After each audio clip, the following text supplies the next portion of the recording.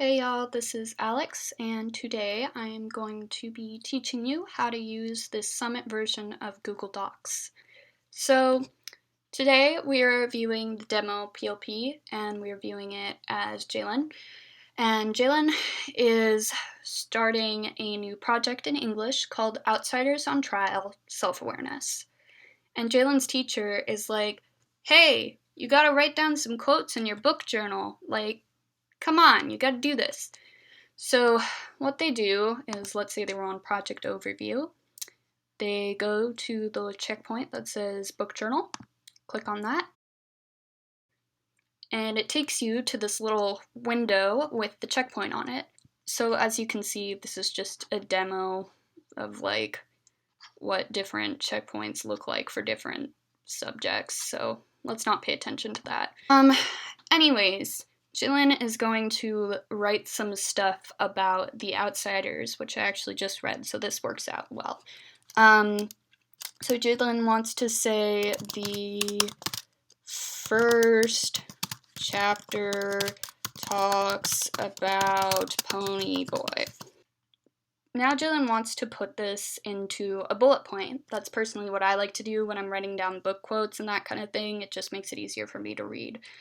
So they've actually updated it this year, thankfully, and you can just use the Google Docs shortcut to get to bullet points. You do on a Chromebook, Control-Shift-8, and there you go. You got a bullet point, and you should just be able to enter, and yes, you still have more bullet points. Good job. So the other thing is, if you want to get rid of bullet points, you just put enter again, and then you don't have them. You can do hey, hey, hey, hey, hey. I have no bullet points. Oh, and if you hit delete, it just goes back up to that line. So I don't want bullet points anymore. Next thing we want to do is we want to look at how this text is vibing. So we have this in normal text. So that's basically what you're just going to want to use for paragraphs. And I'm going to make it into a heading. There you go. It's, again, pretty much like Google Docs. You have the different headings. For most checkpoints, it's just going to have the heading already. You're not going to really need these, so just keep it as normal text usually. And then teachers, when you are writing a essay, they are going to want it in Times New Roman, and they are going to want it in font size 12, so definitely check in on that. These are pretty self-explanatory: bold, italics, underline. This lets you add a link. I don't really have one that I want it to go to, but if you're writing like an essay with quotes and that kind of thing from outside sources, it's usually good to have a link attached to that. Let me see if you can also just do, yes, you can also just do Control-K to get to that. You can strike through, very dramatic. So let's say I am trying to write an equation, and it's going to be 2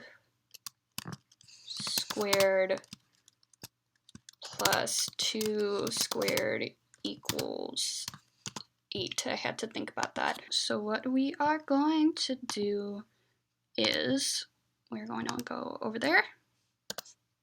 And look, it squared it for you. And we can get rid of this. You can also use the Google Docs shortcut, and that's just Control, and then you use the right facing arrow, and then you have to do that again to get out of it. And then let's say you want a subscript. That's just highlighting. You click this one, and then you'll have like a subscript there. That doesn't really mean anything in math as far as I know. I try to forget math over the summer. Let's go to highlighting. This is also pretty much like Google Docs. You just like highlight a piece of text, and then you can do green, and now it's green highlighted. Oh, that hurts my eyes. And then you just go to no highlighting to get rid of that. Let's say you want to indent something, which is what you'd want to do when you're writing an essay. You want to indent it. And it's just like that. That makes everything indented, which is not how it works in Google Docs, but we'll live, I guess. And then that unindents it. This is line spacing. Again, for essays, you want double spacing. So, hi, this essay is formatted. I feel like I'm coding again. Let me see. Maybe you're writing some poetry now, and you want the lines to be different places for dramatic effect. Poetry. This one moves it to the right, so that's right alignment. This centers it, and that just brings it back, I think, without, like, it has to be a certain length. I'm not 100% sure. That makes an ordered list, so, and so on. That's just a way to get bullet points. Insert. You can insert an image if you want, and that's pretty normal. You just upload an image from your computer. Math equation, I think that's also new actually. So summation of 5, and I also forgot how to do this. If anybody's taken calculus, comment and remind me. But yeah, now you have a math equation. Awesome. You can add a table if you want. If you click that little pencil, you can fill it different colors. You can change the border color. Let's fill it dark blue. And we'll change the border color to red. That's a terrible combination. I love it. This lets you resize if you just drag the lines. You can delete the table, just delete that row, insert another row, just that kind of thing. I want to comment on this.